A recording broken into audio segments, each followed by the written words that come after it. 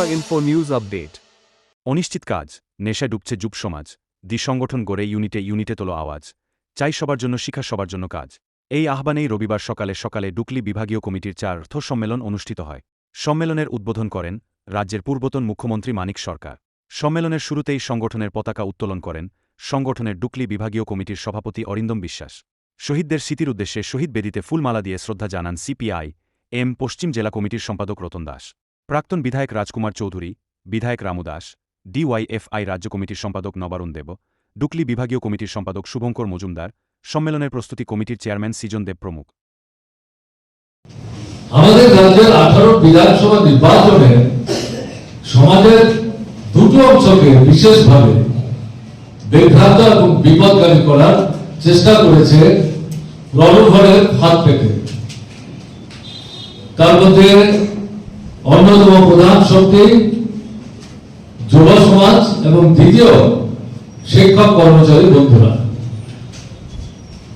যুবকদের সামনে সুনির্দিষ্টভাবে তিনটি বিষয়কে উপস্থিত করার চেষ্টা করেছে। বেকার সমস্যা, জাতীয় সমস্যা, এই বিষয়টি সম্পর্কে নিশ্চুপ থেকে তারা যে কেন্দ্রের সরকার পরিচালনা করছে তার যে ব্যর্থতা, দুর্বলতা, সে সম্পর্কে নিশ্চুপ থেকে বেকারদের যে সমস্যা, কাজবাজ সমস্যা উপস্থাপনার ধরন এবং ভঙ্গিটা ছিল, এটা যেন কেবলমাত্র ত্রিপুরারই সমস্যা।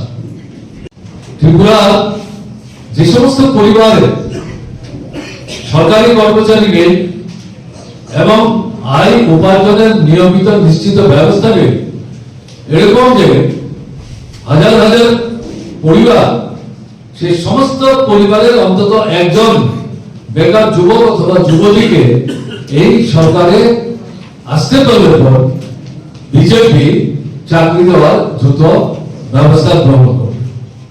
এবং এই সাথে আমার মনে হয় এটা উল্লেখ করলে অপ্রাসঙ্গিক হবে না, 10,330 শিক্ষক কংগ্রেস এবং বিজেপির ষড়যন্ত্রেই যাদের চাকরি খোয়া হল, এরাই ভোটের মুখে এই প্রতিশ্রুতি দিলেন বিজেপি যদি সরকার প্রতিষ্ঠা করতে পারে তাহলে এই 10,330 তাদের চাকরি নিয়মিত করার জন্য যারা বাস্তবসম্মত পদক্ষেপ বা অবস্থান গ্রহণ করা সম্ভব, এই সরকার সে সমস্ত পদক্ষেপ ব্যবস্থা গ্রহণ করবে। অভিজ্ঞতা কি? এই সরকার আসলে 8 বছর হয়ে গেছে। তার মধ্যে তারা তাদের মুখ্যমন্ত্রীকে পাল্টেছেন, এগুলো আপনারা জানেন।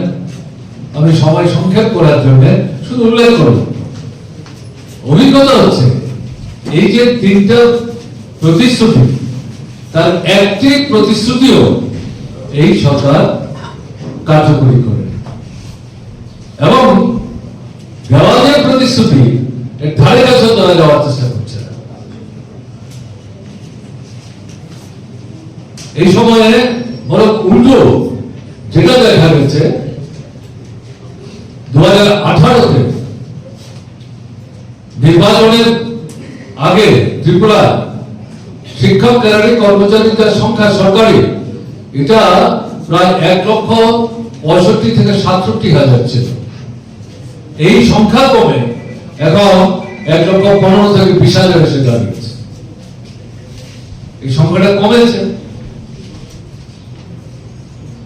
এবং যেটা লক্ষ্য করা যাচ্ছে 50,000 শূন্য পদ, এটা প্রশ্নই আসে না।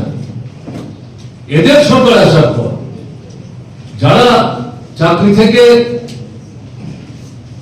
অব্যাহতি নিলেন বা সরকারি নানা সিদ্ধান্তের কারণে যারা চাকরি হারালেন, সেই জায়গায় যে শূন্য পদগুলি তৈরি হয়েছে, এগুলো পূরণ করার জন্য বর্তমান সরকারের কার্যকরী কোন ভূমিকা, পদক্ষেপ বা উদ্যোগ ত্রিপুরার যুবক যুবতীরা প্রত্যক্ষ করছেন না। রেলের কাজ সারা ভারতবর্ষের মধ্যে ত্রিপুরা প্রথম 5টা রাজ্যের মধ্যে নিজে একটা স্থান করে নিয়েছিল। 85 থেকে 93-94 দিনের কাজ 100 দিনের মধ্যে ত্রিপুরা প্রতি বছর সংগঠিত করতে পারত।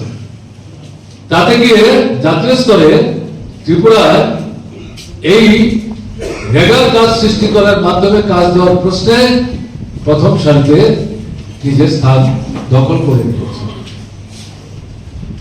এই সরকার আসার পর 94-95 দিন কাজ দূরের কথা, এটা 26 থেকে 35 দিনের বেশি গড়ে এই কাজ এদের শাসনে সংগঠিত হয়নি এবং কাজের পর মজুরি পাওয়ার জন্য মাসের পর মাস শ্রমিকদের অপেক্ষা করতে হয় এবং যখন তারা ব্যাংক থেকে এই মজুরি আসার খবর পেয়ে এই মজুরি করবার জন্য যাচ্ছে, সেখানে গিয়ে দেখা যাচ্ছে বিজেপি দলের যারা মন্ডল নেতা, গ্রামের বিধানসভা কেন্দ্র ভিত্তিক তাদের যে কমিটি, গ্রাম সহ সভাপতি, তাকে যারা মন্ডল নাম দিয়েছে, বিশেষ করে গ্রামের যারা মন্ডল নেতা, তারা এই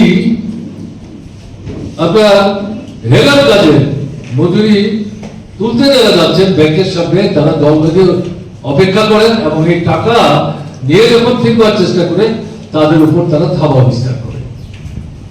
প্রশ্ন করলে পরে যে আমরা কাজ করলাম, মজুরি পেলাম, এতদিন পর অপেক্ষা করে থাকলাম, আপনারা কি, আপনারা কোনো টাকা চাইছেন? এবং সেখানে পাল্টা চোখ লাগিয়ে তারা সেখানে হুমকি দিতে অভ্যস্ত যে তাহলে এটাই শেষ, আর কিন্তু কাজ নেই। কিন্তু যারা কাজ করেছেন তাদের কাছ থেকে শোনা কথা আমরা বলছি, এগুলি তৈরি করার কথা না। অত্যন্ত গুরুত্বপূর্ণ ভূমিকা কিন্তু আছে এবং এই সমস্যার সমাধান করার জন্য এটা কার্যকরী উদ্যোগ কিন্তু আমাদের গ্রহণ করতে হবে। এটা একটা অত্যন্ত গুরুত্বপূর্ণ দিক এবং এই যে দাবি শূন্যপদ পূরণ করো, নতুন পদ সৃষ্টি করো, চুক্তিভিত্তিক চাকরি দেওয়া, নিয়মিত চাকরিতে নিয়োগ করা এবং রেগুলার যে পে স্কেল, এই পে স্কেল কাটছাট পড়ে যাবে না, রেগুলার পে স্কেলেই সবাই যাতে মাসের পর বেতন ভাতা ইত্যাদি পায় তার ব্যবস্থাটা নিশ্চিত করতে হবে। এই যে মূল দাবিগুলো এবং উপজাতীয় তফসিলিদের জন্য চাকরিতে যে সংরক্ষণের ব্যবস্থা আছে, এটাকে খুব ভালোভাবে কঠোরভাবে অনুসরণ করে নিয়ম সম্পাদন করতে হবে। এই গোটা আচারের যে বিষয়, এই বিষয়কে সামনে রেখে এই যে আন্দোলনটা, এই আন্দোলনটা কিন্তু সংগঠিত করতে হবে। আপনারা করছেন না ধন্যবাদ, এই দাবিটা আপনারাই করছেন সবচেয়ে বেশি এবং আমরা যেটা চাইছি এই দাবি শুধুমাত্র বেকার যুবক যুবতীরা কেন করবে, শিক্ষক, কেরানি, কর্মচারী, অন্যান্য শ্রমজীবী অংশের মানুষ যারা শ্রমিকদের সংগঠন ইত্যাদি করেন, মা বোনদের সংগঠন, ছাত্রদের সংগঠন, এই সমস্ত সংগঠনগুলি সেখানে ঐক্যবদ্ধভাবে এই আন্দোলনটা খুব জুড়ে সুরে সংগঠিত করা দরকার।